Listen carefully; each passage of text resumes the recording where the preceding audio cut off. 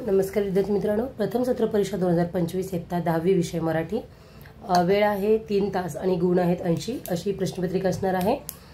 कोणाचे झाले नसतील पेपर, कोणाचे झाले असतील तर ज्यांचे झाले त्यांचे वेल अँड गुड, ज्यांचे झाले नसतील तर त्यांच्यासाठी अधिक सरावासाठी प्रश्नपत्रिका आहे। कारण प्रत्येक शाळेमध्ये, प्रत्येक गावामध्ये, शहरामध्ये प्रश्नपत्रिका वेगवेगळ्या असतात आणि तुमच्याकडे कशी असेल माहित नाही, परंतु सराव मात्र, धडे मात्र सारखेच असल्यामुळे स्वाध्याय मात्र सेम टू सेम आहे। यासाठी प्रश्नपत्रिका तुम्ही अधिक सरावासाठी वापरू शकता। प्रश्नांची चांगली तयारी करा, प्रश्नपत्रिकेचं स्वरूप समजून घ्या आणि तुमचा अभ्यास चालू ठेवा। तुमचं जेव्हा वेळापत्रक असेल तेव्हा। आपल्याकडे ऑलरेडी हा पेपर 1 तारखेला झालेला आहे। विभाग 1 गद्य विभाग, गुण 18। प्रश्न क्रमांक 1 खालील उत्तराच्या आधारे दिलेल्या सूचनेनुसार कृती करा। आकृतीबंध आहे, इथे पहा मी उत्तरपत्रिका काढायला मला वेळ भेटला नाही, मी उत्तरपत्रिका काढलेली नाहीये, परंतु तुम्हाला आकृतीबंध पूर्ण करा अशा प्रकारे दिलेला आहे। आकृतीबंध पूर्ण करा, दोन्ही ठिकाणी अशाच पेनने आकृत्या काढा। महत्त्वाचं म्हणजे तुम्हाला सूचनेमध्ये दिलं आहे, इथे पहा आकृत्या पेनानेच असाव्यात। बोर्डाला सुद्धा एसएससी बोर्डची प्रश्नपत्रिका असेल तेव्हा सुद्धा हा अगदी बोर्डची प्रश्नपत्रिकेच्या स्वरूपानुसार ही प्रश्नपत्रिका असणार आहे, त्यामुळे नवीन काही नाहीये। त्यामुळे हिचा चांगला अभ्यास करा। अशाच प्रकारे स्वाध्याय तुम्हाला येऊ शकतो। हा पॅसेज नाही तर दुसरा पॅसेज येईल, परंतु तुम्हाला अशा प्रकारचे पॅसेज येतात आणि उत्तरं शोधून लिहायची असतात। सोमत लिहिणं फार गरजेचं आहे। पुस्तक वाचण्याची वाट पाहण्यात उन्हाळ्याच्या आधीचा काळ लेखिकाला वेळ लावायचा, ह्या विधानाची तथ्यता पटवा। म्हणजे काय, पुस्तक वाचण्यासाठीची त्यांची वाट पाहण्यामध्ये उन्हाळ्याची सुट्टी असायची आणि त्यासाठी त्या लेखिकाला वेळ लागायचा की कधी सुट्टी लागेल आणि मी कधी वाचन करेल। तर अशा प्रकारची ह्याची सत्यता काय आहे हे तुम्ही स्वतःच्या मनामध्ये लिहायचं। 3 गुणांसाठी आहे, त्यामुळे हे गुण जे आहेत ते तुमच्या हातचे आहेत। सोमत हे लिहायचंच, लक्षात ठेवा। इथे मार्क तुमचे जाता कामा नयेत। आ मध्ये तुम्ही विचारलेले प्रश्न क्रमांक आ मध्ये पुढील उतारा वाचून दिलेल्या सूचनेनुसार कृती करा। आता हा तुमचा दुसरा उतारा आहे। पहिला उतारा झाला 6 गुणांसाठी, हा पहा 7 गुणांसाठी। पुढील तक्ता पूर्ण करा। गृहस्थाने विचारलेला प्रश्न काय विचारला होता, तर इथे तुम्हाला प्रश्नामध्ये उतार्यामध्ये असेलच, आपण पाहूयात। लेखकाने दिलेला प्रश्न, त्यानंतर कारणे, कारणे लिहा। पहिला आहे लेखकाच्या खनपटीला बसला माणूस केसांच्या क्षुल्लक प्रश्नांचा तगादा लावत होता। कारण सारच आभाळ फाटल्यासारखं होतं। कारण जास्त दुःख झालं असावं, यावरून आपल्याला कळतं की सगळ्या बाजू बंद होतात रस्ते, तेव्हा आपण ही म्हण वापरतो। एकदा एक गृहस्थ त्याच्या खनपटीला बसले, ते म्हणाले विषय नका बदलू, केस काळे राहावेत म्हणून तुम्ही काय युक्ती केली सांगा ना, हा प्रश्न त्यांनी विचारला। आता आपण याच आधी पाहिलं की गृहस्थाने विचारलेला प्रश्न कोणता प्रश्न होता, तर केस काळे करण्यासाठी तुम्ही काय करता, अशा प्रकारे। तर हा पॅसेज तुम्ही पूर्ण वाचून घ्या, म्हणजे तुम्हाला उत्तर येईल। त्यानंतर तुम्हाला सोमत विचारलेला आहे, लेखकाने खनपटीला बसलेल्या माणसाशी कलप लावण्याबाबत दिलेल्या विनोदी चर्चेबाबत तुमचं मत काय आहे। सोमत म्हणजे काय, केसांना रंग लावण्यासाठी काळा रंग कसा वापरावा यासाठी त्यांनी एक विनोद केलेला आहे। पॅसेज वाचल्यानंतर तुम्हाला कळेल, ते तुम्हाला तुमच्या भाषेमध्ये सोमतमध्ये लिहायचं आहे। इथे तुम्हाला 3 गुण मिळणार आहेत। हे 3 गुण हे तुमचे सर्वस्वी स्वतःचे आहेत, त्यामुळे भाषाशैली उत्तम वापरा आणि छान लिहा, कारण हे तुमचं स्वतःचं मत आहे। तुम्ही चुकीचं जरी लिहिलं तरी तुम्हाला इथे गुण देणं गरजेचं आहे, परंतु अतिशय सुंदर आणि पॉझिटिव्ह अशा भाषेमध्ये लिहायचं आहे। त्यामध्ये ई मध्ये सुद्धा अपठित उतारा आहे। हा अपठित म्हणजे पुस्तकाच्या बाहेरचा, हा तुम्हाला पुस्तकामध्ये भेटणार नाहीये। वर्षा ऋतू काळा आहे, आभाळ ढगाने व्याप्त आहे, अशा प्रकारचा हा एक पॅसेज आहे, मी पूर्ण वाचत नाही। राजा मंगळवेडेकर या लेखकांचा, तर यामध्ये तुम्हाला 4 गुणांसाठी आहे 4 गुण। तर 2 गुण तुम्हाला इथे दिलेले आहेत, पहा। भाव व्यक्त करणारे वाक्य उत्तरातून शोधून लिहा।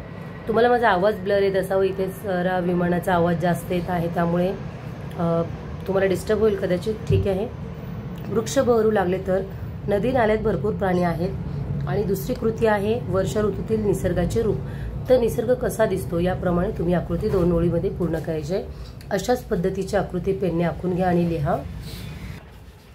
विभाग 2 पद्य विभाग, पद्य विभाग म्हणजे कविता विभाग आहे। हा 16 गुणांसाठी आहे। प्रश्न क्रमांक 2 अ मध्ये तुम्हाला काय विचारलेलं आहे, पहा। खालील कवितेच्या आधारे दिलेल्या सूचनेनुसार कृती करा। तुम्हाला काय सूचना दिलेल्या आहेत, प्रस्तुत कवितेतून मिळणारा संदेश। आता पहा, कोणतीही जर कविता असेल तर ती कविता कुठून घेतलेली आहे, त्यामध्ये तुम्हाला संदेश काय मिळाला, तर हे तुम्ही लिहिणं फार गरजेचं आहे। मुलगा खेळत असलेला खेळ लिहा। कोणता खेळ खेळतोय मुलगा, तर तो कवितेमध्ये तुम्हाला दिसणार आहे। ते अतिशय एका ओळीमध्ये लिहायचं आहे, त्यामुळे तुम्हाला इथे 2 गुण मिळणार आहेत। दुसरा आहे चौकटी पूर्ण करा। घरांच्या झरोक्यातून पाहणारी आजी, कोण पाहते, आजी पाहते। चेंडूचा कसब दाखवणारा, कोण पाहतोय, मुलगा। तर हे तुम्हाला एका गुणांसाठी आहे, 2 गुणांसाठी मिळाले 2 गुण।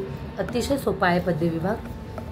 हे पहा, इथे तुम्हाला पद्यविभाग पूर्ण पॅसेजमध्ये व्हिडिओ पॉज करून तुम्ही संपूर्ण वाचून घ्या व्यवस्थित, कारण मराठी भाषेमध्ये ना हा जो प्रश्नपत्रिका जी जेव्हा तुमच्या हातात पडते, उदाहरणार्थ SSC बोर्ड परीक्षा असेल, इयत्ता 9वी असेल, इयत्ता 10वी असेल, तेव्हा ती बारकाईने वाचणं फार गरजेचं असतं, त्याशिवाय तुम्हाला उत्तरं समजत नाहीत. तर तापलेल्या उन्हाच्या आडोशाला बसून खेळत आहे मुलगा एक केव्हाची, मी पाहत राहते तिला माझ्या घराच्या झरोक्यातून, ती मांडीवर येते बाहुलीला, एका हातात थोपटते तिला, चढवते आधन भाताचं भातुकलीच्या इवल्याशा गॅसवर, बाजूला खेळतो आहे मुलगा हातात चेंडू घेऊन, खूप उंच उंच उडून चेंडू नेमका झेलतो तो हातामध्ये, मुलगी पाहत राहते कौतुकाने त्याच्याकडे, अचानक बाजूला ठेवून बाहुलीला ती जवळ जाते त्याच्या, मुलगा दाखवतो तिला आपलं कसब पुन्हा एकदा, मुलगी चेंडू मागते त्याच्याकडे, तेव्हा तो हसून म्हणतो तू भाजी बनव छानपैकी पाल्याची, ती म्हणते मी दोन्ही करू शकते एकाच वेळी, तू करशील.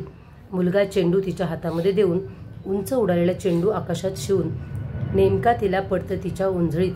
तर अशा प्रकारे खूप छान आहे, कविता वाचून घ्या. खालील काव्य पंक्तीचा सरळ अर्थ तुम्हाला लिहायचा आहे. बाजूला खेळतो आहे मुलगा हातात चेंडू घेऊन, उंच उंच उडून चेंडू नेमका झेलतो त्या हातात, याचा अर्थ तुम्ही लिहा. त्यानंतर काव्य सौंदर्य लिहायचं आहे तुम्हाला. काव्य सौंदर्य, रस सौंदर्य सोपं आहे लिहायला, एकदा वाचन करा म्हणजे तुम्हाला कळेल. परीक्षा सुरू होत नसेल झाली तर तुम्ही याची प्रॅक्टिस करा, झाली असेल तर वेल अँड गुड. खालील माहीत कोणत्याही एका कविते संबंधित खालील कृती सोडवा. उत्तम लक्षण आणि खोद आणि थोडेसे, ही कविता प्रस्तुत कवी आणि कवयित्री. या उत्तम लक्षण आणि या 2 कविता आहेत तुमच्या, आणि या कवितेमधील लेखक कोण आहेत किंवा कवी कोण आहेत हे तुम्ही लिहायचं आहे एका शब्दात. जर ही कविता असेल तर एकच लिहा, कुठलीही दोन्हीपैकी एकच, दोन्ही लिहायची आवश्यकता नाहीये, वेळ घालवायचा नाही. जर तुम्हाला शंका असेल की हे माझं चुकलेलं आहे तरच आपण दुसरा ऑप्शन सोडवायचा. कवितेचा विषय, यामध्ये कोणता विषय आहे, यामध्ये कोणता आहे तो लिहा. कविता आवडण्याची व ना आवडण्याची कारणे, तुम्हाला कविता आवडते का किंवा नाही आवडत, येस ऑर नो मध्ये लिहा. शक्यतो पॉझिटिव्ह मध्ये उत्तर द्यायचं, परंतु तुम्ही आवडत नाही असं लिहिलं तरी काही प्रॉब्लेम नाही, तुमचे मार्क जाणार नाहीयेत, परंतु शक्यतो पॉझिटिव्ह लिहा. ही कविता आवडत असल्यास का आवडली, प्रस्तुत कविता मला ही फार आवडते कारण या कवितेमध्ये असा असा संदेश दिलेला आहे, तर असं तुम्ही लिहू शकता. रसग्रहण पहा, खाली दिलेल्या काव्यपंक्तीचे रसग्रहण. वस्तू नाही मनसे नसेल कदाचित, मनही नसेल कदाचित, पण ते असल्यासारखे वागलो तर वस्तू प्रचंड सुखावतात. या कवितेचा अर्थ तुम्हाला इथे खरं तर उपमा आणि उपमेय दिलाय. वस्तूंना मन नसतं परंतु दिले दाखवलंय. अतिशय सुंदर असं रसग्रहण तुम्ही लिहू शकता. याला वेळ जाईल, तुम्ही शोधा आणि लिहा. विभाग 3 आहे आपला स्थूल वाचन. गुण आहेत 6 गुण.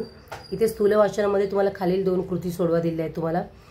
साहित्य कृतीचा आस्वाद घेताना लक्षात घ्यायचे मुद्दे तुमच्या शब्दात स्पष्ट करा. आणि माणसे पेरा म्हणजे माणुसकी उगवेल, म्हणजेच काय, माणसाशी माणसासम वागावे ही आपण प्रार्थना शाळामध्ये घेत आहोत. तर माणसाशी माणसासारखं जर वागलं तर ऑटोमॅटिक माणुसकी उगवेल आणि भविष्यात माणुसकी सगळीकडे दिसेल असा याचा अर्थ आहे. पतीनिधनानंतर आपण सैन्यात भरती व्हायचं हे स्वाती महाडिक यांच्या निर्धारातून समाजाला काय संदेश मिळतो की खचून न जाता आपल्या कुटुंबाला हातभार लावणारी स्त्री, दुर्गेचा अवतार, आपल्या कुटुंबातील मुलांना, कुटुंबातील आजी आजोबा, वडीलधारी माणसं या सगळ्यांना घेऊन सक्षमपणे देशासाठी जाते आणि आपलं कुटुंबसुद्धा सांभाळते. अतिशय सुंदर असा संदेश यामधून जातोय असं तुम्ही लिहू शकता. विभाग 4 आहे भाषा अभ्यास. गुण आहेत 16. प्रश्न क्रमांक 4 व्याकरण घटकावर आधारित कृती. समास लिहायचा आहे तुम्हाला. सामाजिक शब्द आणि समाज. दशावतार, दश अवतार, अवयव भाव अशा प्रकारे. त्यानंतर शब्दसिद्धी आहे पहा. बिनचूक, शेजारी पाजारी, दुकानदार आणि वटवट. प्रत्येक घटित शब्द, उपसर्ग घटित आणि अभ्यस्त शब्द यापैकी निवडून तुम्हाला इथे लिहायचे आहेत. वाक्यप्रचार दिलेले आहेत, त्यांचे अर्थ सांगून वाक्यात उपयोग करा. 4 कोणतेही 2 सोडवायचे आहेत तुम्हाला. अचंबित होणे म्हणजे आश्चर्य होणे, कान देऊन ऐकणे म्हणजे लक्षपूर्वक ऐकणे, आणि कंठस्थान घालणे म्हणजे त्याला जमीनदोस्त करणे किंवा ते नष्ट करणे अशा प्रकारे. तर असं वाक्यात उपयोग सुद्धा असं एक वाक्य तुम्ही लिहा छोटंसं. वाक्य पूर्ण नाही लिहिलं तर तुम्हाला पूर्ण गुण मिळत नाहीत, लक्षात ठेवा.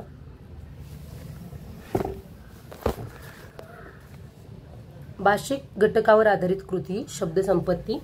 खालील शब्दसमूहासाठी एक शब्द. कामाची टाळाटाळ करणारा, कामचोर. पसरवलेली खोटी बातमी म्हणजे अफवा. अशा प्रकारे खालील शब्दांचे समानार्थी शब्द. युद्ध, लढाई सुद्धा असू शकतं.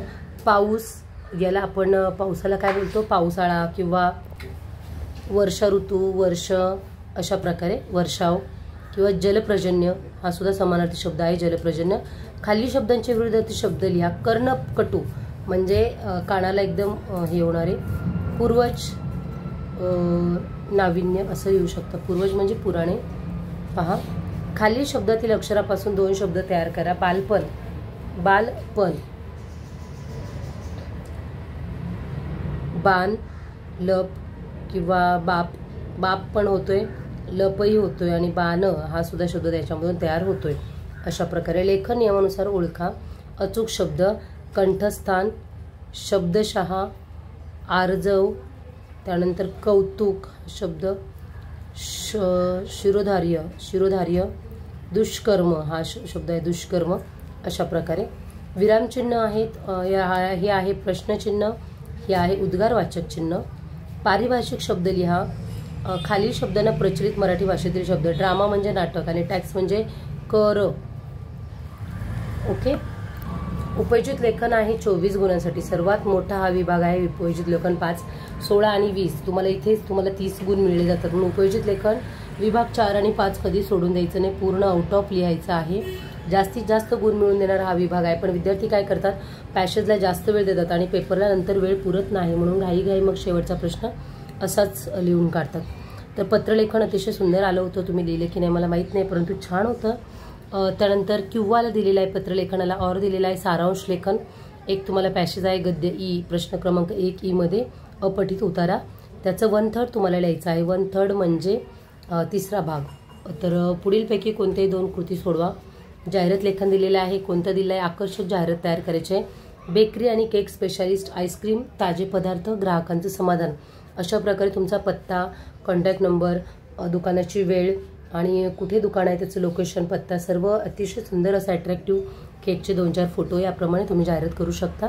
यासाठी अधिक माहितीसाठी आपल्याकडे पुस्तकमध्ये, डायजेस्टमध्ये प्रश्नपत्रिका, उत्तरपत्रिका आहेत किंवा मी जाहिरात लेखनाचा एक व्हिडिओ बनवून टाकते. म्हणजे एक व्हिडिओ पाहिला तर तुम्हाला परत कोणताच व्हिडिओ पाहण्याची आवश्यकता नाही आहे. 1-2 दिवसात तोही व्हिडिओ होऊन जाईल. बातमी लेखन. खालील शीर्षकावरून बातमी तयार करा. उष्णतेच्या लाटेमुळे नागपूरचे नागरिक त्रास्त. तर नागपूरमध्ये फार उष्णता असते वर्षभरासाठी म्हटलं तरीही चालेल. तर कशा त्रस्त आहे ते सर्व बातमी तयार करून, जसं न्यूज रिपोर्टर बातमी दाखवतात, ब्रेकिंग न्यूज, नागपूरमध्ये उष्णतेचा तडाखा, नागरिकांना झटका, फटका, अशा प्रकारे अतिशय अट्रॅक्टिव्ह असं तुम्ही लिहा. किंवा खालील विषयावर बातमी तयार करा. मराठी भाषा संवर्धन पंधरवडा या उपक्रमास शहरातील सर्व शाळांकडून उत्तम प्रतिसाद मिळाला. या प्रकारे तुम्ही बातमी तयार करा आणि न्यूज रिपोर्टर आहात असं समजून तयार करा. तर अशा प्रकारे खूप सुंदर तुमचे उपयोजित लेखन आहे. पुढे पाहूयात. तत्पूर्वी जर चॅनलवरती नवीन असाल तर हा चॅनल जास्तीत जास्त आपल्या मित्रमैत्रिणीपर्यंत शेअर करा, सबस्क्राईब करा, लाईक करायला विसरू नका आणि व्हिडिओ शेवटपर्यंत नक्की स्किप करू नका. एकदा प्रश्न पाहिलात तर तुम्हाला सर्व काही कळेल. आणि आपल्या चॅनलवरती खूप साऱ्या मागील काही वर्षाच्या प्रश्नपत्रिका ऑलरेडी अपलोड आहेत. प्लेलिस्टमध्ये जाऊन पहा, तुम्हाला जे हवी ते सर्च करा आणि व्हिडिओ नक्की लाईक सबस्क्राईब करा. चला, कथालेखन. खालील मुद्द्याच्या आधारे कथा लिहा. एक गरीब मुलगा, पैसे नाहीत, शाळेचा खर्च करणे अशक्य, सकाळी पेपर टाकण्याचे काम करतो, वाटेत पैशाची पाकिट मिळते, प्रामाणिकपणाचे पोलीस स्टेशनला नेऊन देतो, पाकिटांच्या मालकास आनंद आणि बक्षीस. बऱ्याच विद्यार्थ्यांचं असतं की मला गोष्ट येत नाहीये, मग मी कशी सोडू, मला जमत नाहीये. परंतु यासारखं जमण्यासारखं काहीच नाही. तुम्ही एक अंदाज लावू शकता. आपण कसं एखादी गोष्ट ऐकली, 2 शब्द ऐकले की आपण पूर्ण वाक्य तयार करतो. त्याप्रमाणे याच्यावरून आपल्याला कसं कळतं की एक लहान मुलगा होता गरीब, त्याच्याकडे पैसे नाही आहेत शाळेची फी भरण्यासाठी आणि तो पेपर वाटण्याचे काम करतो. रस्त्यामध्ये एक दिवस त्याला पैशाने भरलेलं पॉकेट सापडतं, परंतु त्याची इमानदारी असते त्याच्या रक्तामध्ये. तो ते पैसे वापरत नाही. शाळेसाठी फी भरू शकत होता तो, परंतु शाळेची फी न भरता तो पोलिसांच्या स्वाधीन करतो, पोलीस स्टेशनला जाऊन जमा करतो आणि त्या पाकिटाच्या मालकाला खूप आनंद होतो त्याचं पाकिट मिळाल्यामुळे. तो त्याला बक्षीस म्हणून खूप मोठी रक्कम देतो आणि त्या रकमेतून तो शाळेचा खर्च भागवतो. म्हणजेच आपल्या इमानाचं फळ आपला नेहमीच इमानदारीने चांगलंच मिळतं. तर नेहमी इमानदारीच राहिलं पाहिजे. अशा प्रकारे तुम्ही कथा लिहू शकता किंवा इमानदारीचं फळ खूप चांगलं असतं, अशा प्रकारे तुम्ही तात्पर्य लिहू शकता. खालील लेखन प्रकारांपैकी कोणतीही एक कृती सोडवा. दोन्हीपैकी एकच सोडवायचं आहे तुम्हाला. प्रसंग लेखन, अनुभव लेखन किंवा आत्मकथन, या दोन्हीपैकी एक तुम्ही सोडवा. अजून एक आहे वैचारिक कथन. वैचारिक कथन म्हणजे थोडक्यात हा तुमचा निबंध आहे. भ्रमणध्वनी, मोबाईल, शापकी, वरदान या विषयावर तुमचे विचार स्पष्ट करा. तर भ्रमणध्वनी म्हणजे आपला मोबाईल हा खरोखर शाप की वरदान, म्हणजे शाप आहे की वरदान हे म्हटलं जातं. खरोखर शाप आहे असं म्हणावं लागेल. काही अंश आपला खूप फायदा झालेला आहे. जग जवळ आलेलं आहे. अगदी अमेरिकेला बसून आपण इथे बसून अमेरिकेच्या व्यक्तीशी बोलू शकतो काही सेकंदामध्ये, परंतु त्याचे दुष्परिणाम फार मोठे आहेत. अगदी तरुण पिढी आता त्याच्यामध्ये विळख्यामध्ये सापडलेली आहे आणि वाया जात आहे. हे फार मोठं आपल्या देशाचं जगाचं दुर्भाग्य आहे की त्याचा उपयोग कामापुरता न करता आपल्याला जास्त त्रास होत आहे आणि याचा पुढे काय होईल याचं शेवट हे आपण सांगू शकत नाही. अशा प्रकारे तुम्ही भ्रमणध्वनी मोबाईल शाप की वरदान हे तुम्ही लिहू शकता. यामुळे डोळ्यांचा त्रास, शारीरिक त्रास, मानसिक त्रास, खूप सारे त्रास आणि हे पिढी व्यसनाधीन होताना दिसते आपल्याला आणि पैशाच्या मागे धावताना दिसते. असा ह्या भ्रमणध्वनी मोबाईलचा शाप की वरदान यामध्ये तुम्ही खूप सारं लिहू शकता. तर दुसरा आहे आत्मकथन. मी राष्ट्रध्वज बोलतोय. राष्ट्रध्वज म्हणजे आपला झेंडा. राष्ट्रध्वज मातृभूमीचे प्रतीक म्हणून मी आहे. स्वातंत्र्य आंदोलनातील काही आठवणी तो झेंडा सांगेल. स्वातंत्र्य उत्तर काळ आणि राष्ट्रध्वज होण्याचा सन्मान, माझे रूप, प्रत्येक भारतीयाच्या मनात असलेला आदर आणि दिनांक 15 ऑगस्ट 1947 अविस्मरणीय क्षण, कृतार्थ जीवन, असं तो झेंडा स्वतः बोलतोय. राष्ट्रध्वज स्वतः बोलतोय की मी खूप उन्हाळे पावसाळे पाहिलेले आहेत. भारत स्वतंत्र होताना मी जेव्हा पहिल्यांदा मला फडकवलं तो त्याचा आनंद किती असेल. असं तुम्ही आत्मकथन म्हणजे स्वतः हा आत्मा बोलतोय असं तुम्हाला ते आत्मकथन लिहायचं असतं. लक्षात घ्या. बऱ्याच मुलांना आत्मकथनाचा अर्थच कळत नाही, त्यामुळे मग तुमच्या उत्तरपत्रिकेमध्ये इथे चुका होतात. आत्मकथन म्हणजे आत्मा, स्वतःचा आत्मा. जसं शेतकरी आत्मकथन असेल किंवा झाडाचं आत्मकथन असेल तर झाड स्वतःच बोलतो. अशा प्रकारे तुम्हाला राष्ट्रध्वज लिहायचं आहे. आणि तो सूचना फलक आहे. प्रसंगलेखन, अनुभवलेखन. सूचना फलक म्हणजे आपल्या शाळेतील सगळ्यात पहिल्या बोर्डवरती नोटीस चिपकवली जाते. नोटीस बोर्ड म्हणतो आपण याला. चंद्रपूर जिल्हा परिषद शिक्षण विभाग चंद्रपूर आयोजित जिल्हास्तरीय नाट्य स्पर्धा पारितोषिक वितरण समारंभ दिनांक 10 जानेवारी, वेळ सकाळी. तर तुम्ही कसा लिहाल तो सूचना फलक. तर अशा प्रकारे तुम्हाला अनुभव आणि त्याचं प्रसंगलेखन लिहायचं आहे. तर व्हिडिओ नक्की आवडला असेल, तुम्हाला आवडल्यास सबस्क्राईब शेअर करायला विसरू नका. मित्रमैत्रिणींपर्यंत शेअर करा. भेटूयात उद्याच्या व्हिडिओमध्ये. तोपर्यंत हाय बाय, सी यू. आणि सर्वांना शुभ दीपावली. कारण आता प्रथम सत्र परीक्षा झाली की दिवाळीची सुट्ट्या लागणारच आहेत. धन्यवाद. व्हिडिओ कसा वाटला कमेंट्स करून सांगा.